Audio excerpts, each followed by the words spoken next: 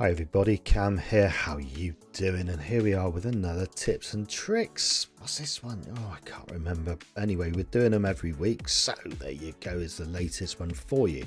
But before we do that, can I just say, I've hit over the 1,000 subscribers on YouTube. I am absolutely blown away. And all I can honestly say is thank you from the bottom of my heart. It wasn't expected. I was just enjoying myself, doing the odd video here and there.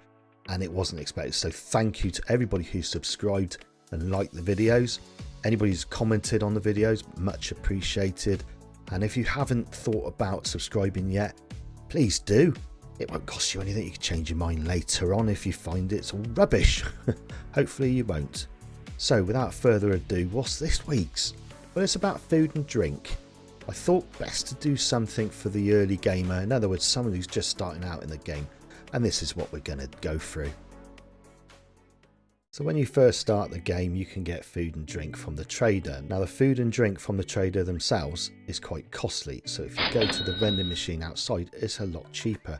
But when you start, you don't have any money. So what's the easiest thing you could do from the start? Well, best thing to do is actually spam the trader for any buried supply quests. Why is that? Well, not only do you always get food from the buried supplies quest, and you also sometimes get a recipe or a schematic for something else, but you also get some dukes on the side. So if you spam these, not only do you get the XP and money, you get food, and then when you get back you get the reward with the money. The reward sometimes is really good, sometimes it's pretty bad, but you get XP as well. Fantastic. Other things that you can also do is you can actually go around and harvest things.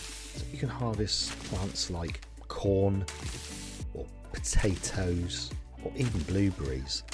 Now you can eat these as they are, but best thing to do is wait until you get a recipe.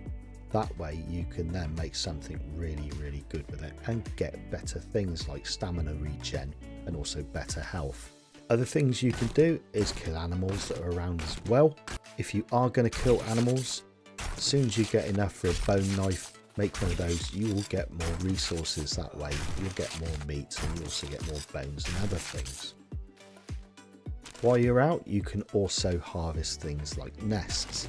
Now, nests not only give you feathers for your arrows, you can also sometimes get eggs. Now, eggs you can eat, that's fine, but I would always keep those until you get something like the bacon and egg recipe, because that way you can use your meat and also the eggs and make some fantastic bacon and eggs, which is a lot better. Also, you can go around finding these little tree stumps, and if you take these apart, not only do you get wood, but sometimes you do get a jar of honey. Now the jar of honey is brilliant if you get infected in any way because it's an antibiotic, but also it's food, and people do forget that.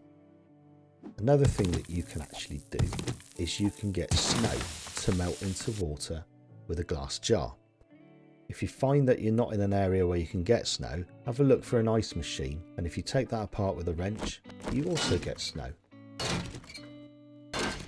So what you get out of that is murky water, and then you can then boil it and make boiled water. Now if you get the chance, try and find some chrysanthemums.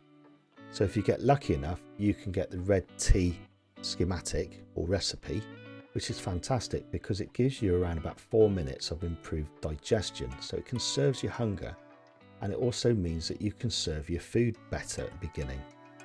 Along the way you can come across rotten flesh, and also you could end up with an old sham sandwich. Now there's a very good chance that you could get dysentery from this, and dysentery is horrible. Basically means you can't really keep your health up if you eat other foods. But the way to bypass this, if you're lucky enough, is to find some vitamins. So if you find the vitamins, these actually stop you from getting these horrible things like dysentery, so you can just polish away all those sham sandwiches that you want. Well, thanks very much for watching, guys, appreciate it. That was a little one on food and water for you. Some things you might have known, some things you didn't. Have a good day.